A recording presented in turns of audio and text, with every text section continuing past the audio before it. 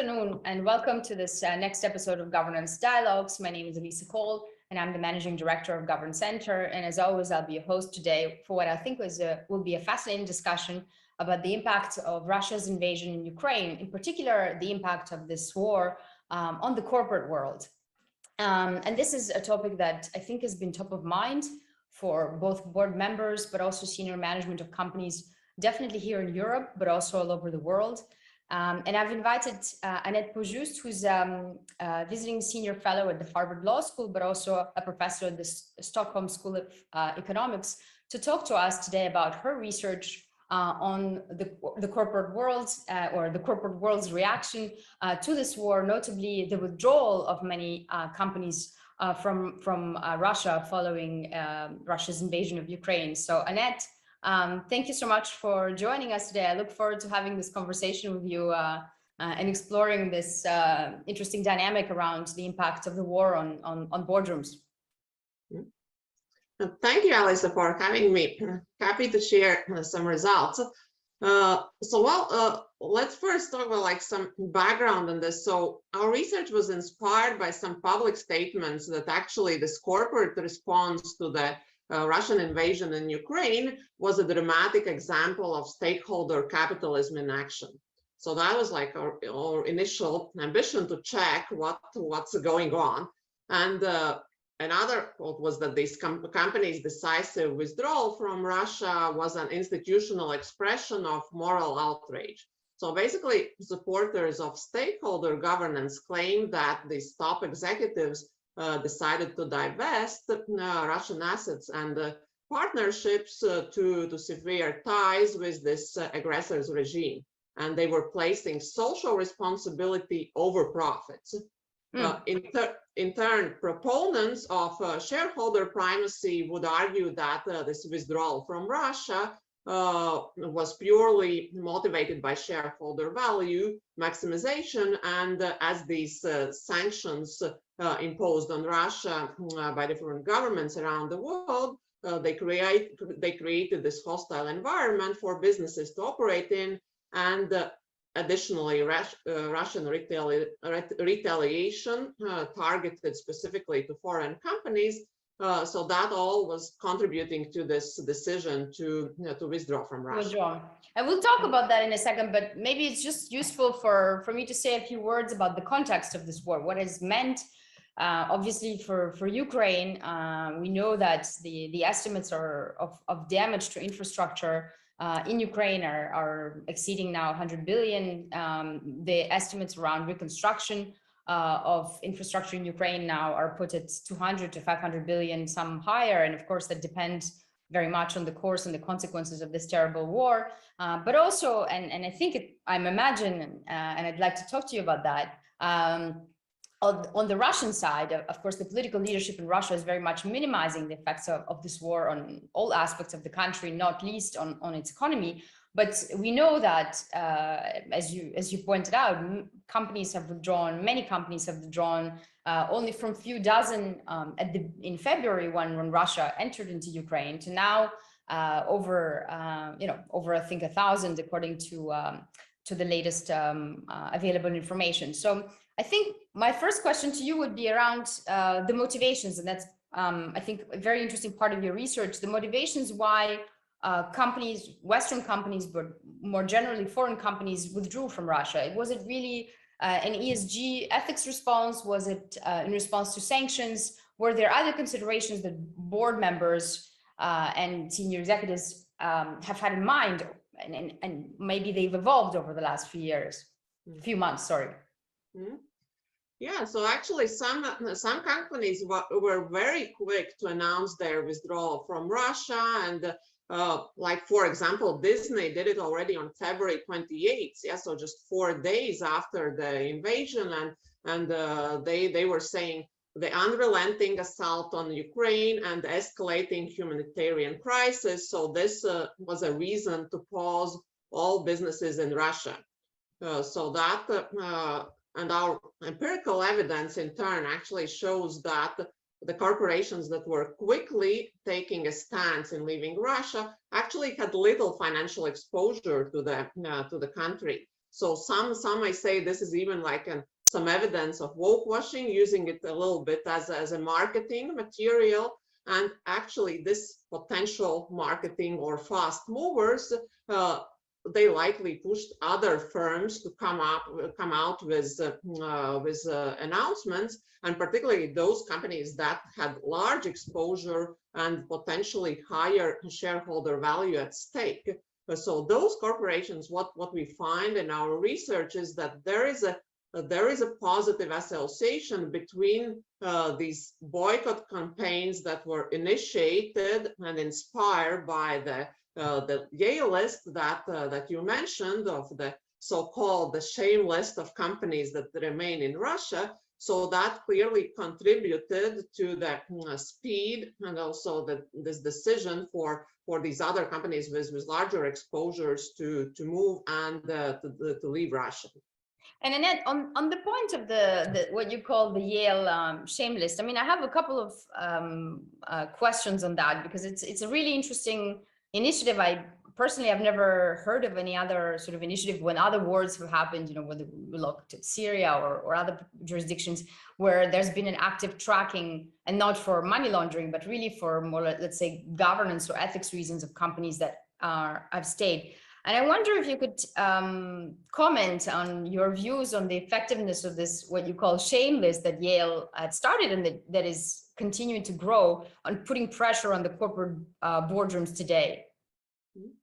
Yeah, no, I think it was a great initiative and a great unprecedented scale of this. Yeah, and you say, does it play a role? Yes, it does. And it seems that also Russia thinks so, because according to Yale Daily News, Professor Sonnenfeld is ranked higher on the Russian government's list of sanctioned individuals than US Senator Mitch McConnell. And so it seems that also they think it works. That's a great anecdote. Yeah, and it clearly contributed to the virality of these boycott campaigns against companies remaining in Russia. Yeah, of course, it was not the only ingredient. So definitely sanctions contributed to large scale, but this kind of reinforced the effectiveness of the campaign. Okay, well, that in itself, I think, is a very interesting observation about kind of what Yale has done and what impact that has had over the last few months, but continue to have on in terms of putting the pressure on the corporate community. And we know, and there you know, a number of companies from all over the world that continues to be on this list, and the list sort of explains, you know, what kind of skin in the game they still have in Russia. And that's another interesting part of your paper and your research as to the arguments that companies are using, not only to leave, but those that are staying. I mean, there have been a number made around, you know, provision of basic services to Russian citizens and others. To what extent do you find those arguments convincing? Yeah, so the main arguments what companies cite why they do not withdraw fully or even stay in the Russian, and what we found, the interesting thing is that companies use the stakeholder consideration argument to justify withdrawing from Russia, but also the opposite decision, staying in Russia. So those stakeholder consideration arguments were typically that we do not want to harm ordinary Russians, we need to supply essential goods to the population, we are responsible for employees, along those lines. So for example, Disney, when they paused these all the businesses in Russia as early as I mentioned in this February 28th, they also said that they remain committed to our dedicated colleagues in Russia who will remain employed. And actually quite many companies that withdrew from Russia committed to paying salaries for their Russian employees, sometimes even up to like at least 6 months. PepsiCo was another case. Yeah, so they announced the withdrawal on March 8th, and suspending the Pepsi-Cola brand in Russia, but at the same time continuing some other brands. And then they were saying that we continue to operate these other brands, to support the livelihoods of our 20,000 Russian associates, of 40,000 Russian agricultural workers, so that for them to help to go through these uncertainties. And also McDonald's, when it's eventually decided to exit from Russia and selling their entire portfolio of restaurants to a local buyer, it also stated that the priority was to ensure that employees in McDonald's Russia continue to be paid until this transaction is closed. So are these arguments for staying in Russia convincing? My answer is no. Yeah, the whole idea of sanctions and quitting Russia actually was to cripple the economy and reduce the financing available for the Russia's war machine. So worrying about Russians being unemployed or having no access to their favorite brand of potato chips or chewing gum is kind of not comparable to what this war brought to Ukraine. So our argument is that actually it's the way how these exits were structured, or the decision to stay in Russia was motivated, is purely for shareholder value maximization reasons. So actually minimizing the loss rather than stakeholder consideration.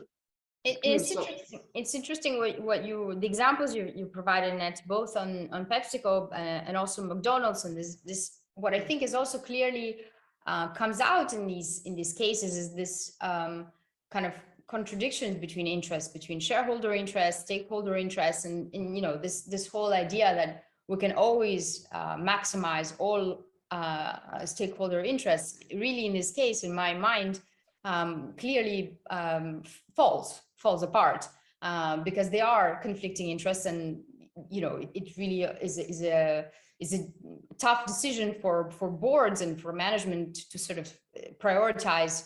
And also ultimately, I think personally, an ethical choice rather than anything else. But I would like to also ask you.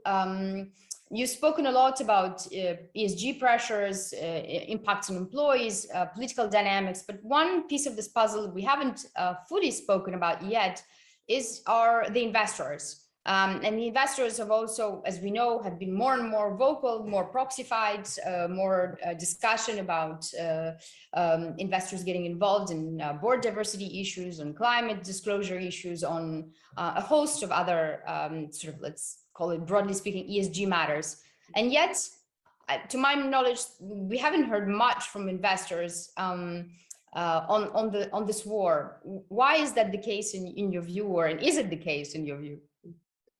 Yeah, so what we see actually is that the investor concerns were mostly focused and are focused on the risk side associated with staying in the Russian market. And that clearly, is in line with their ultimate goal to deliver returns. And there are some examples. So, for example, in like New York State Comptroller Thomas DiNapoli sent letters to many big companies such as McDonald's, PepsiCo, Mondelez, actually urging them to review their business in Russia. But he was like saying that suspending or ending this business in Russia would address various investment risks. Yeah, but it would also play a role in condemning Russia's role in this war. So in this case, it was framed as a risk assessment with a positive stakeholder side benefit. There was also another activist investor in Clearway Capital who wrote the board of energy major Total Energies. Yeah, so he was addressing directly. And also in line with the risk perspective, State Street Global Asset Management, although they did not explicitly mention Russia, but this year they issued a mid-season guidance to their portfolio companies which are operating in areas with material political risks. And their guidance states that State Street actually expects detail on the management and mitigation of risks related to these impacted markets like Russia. And these impacts include financial, sanctions, regulatory, and or reputational risks. Yeah, so they expect this strengthened board oversight of these efforts and also detail on the efforts and public disclosure. Yeah, so in this sense, I would say investors do care mostly from this risk perspective, which includes reputational risk, and which our research shows that these boycott campaigns can actually these viral boycott campaigns can increase reputational risks for the companies. That's interesting that you know, your last few comments, you were talking about risks, and indeed I think what we've seen in the last few months since this war is kind of a rebalancing and a new emphasis on geopolitical risk, and that risk being critical for boards. So, you know, I would say that before the war, there were a completely different host of risks that were really being considered by boardrooms worldwide. And after the war, the kind of the geopolitics, the supply chain risk has really, in my view, surged. And I wonder if you could say a few words around risks that, you know, boards of the companies that stay in Russia, but also boards of companies that, you know, are based in Europe that don't have business in Russia, but could be indirectly affected by all these different events, should be considering going forward. No, definitely the boards, first of all, the ones that still has some exposure to Russia, they need to consider both operational and reputational risk. And also, given this increasingly hostile anti-Western rhetoric from the Russian president, I think any foreign company with assets in Russia should definitely factor in the probability of nationalization of their assets. Yeah, so particularly if Russian economy continues to suffer more. So such a move of this nationalization would be perfectly justifiable according to Putin's own narrative. Yeah, so that's a clear risk in this situation that the companies have to consider. And more broadly, and this is for boards anywhere and with even without a direct exposure in Russia, it's like overseeing and monitoring the management of these evolving geopolitical risks, and because many of them, it can potentially damage the operations, long-term value, and also relations with stakeholders, and that we see from these boycott campaigns. So mostly board oversight is of geopolitical risk, I think, is on the agenda in every boardroom in the coming year. Yeah, definitely. That's at least the flavor that we hear in our conversations with investors and over the last few months, in terms of kind of de-emphasizing of many of the, even I would say, the areas where we've made some progress on diversity, on other issues that have sort of in a way, I wouldn't say disappeared, but faded compared to some things that have become more priority. And then one thing that strikes me out of your in your last comment was around nationalization and state ownership, because this is obviously not something that's been much discussed in the press, but we know Putin hinted at it, or he's actually said it a few times, that if you're a foreign company, you decided to pull out, then, you know, we consider this is our, you know, now prerogative to do what we want with these assets. And you know of some cases, William Browder's case, which was of course very different many years ago, where the Russian state has nationalized some private assets. And I think my last question to you is more of kind of a big picture question around state ownership and the role of state ownership in Russia's economy, but also perhaps more globally. Do you think that it's sort of is poised to make a bit of a comeback on the back of this war, and how might it shape up going forward? Well, absolutely. I think I believe this. We will see the rise of state-controlled economy in Russia. Yeah, there's no question about that. I personally am not in favor of state ownership. I can imagine. Not, but so I don't think we will see that elsewhere in the Western countries. But in Russia, certainly, I think it's going in that direction. Nationalization of both private and perhaps even the local private assets, yeah, cannot be ruled out. And as Russia becomes more and more isolated from the West, which I think it does with its like, I watched this entire Putin speech on this annexation ceremony on September 30. Yeah, it's just, yeah, crazy.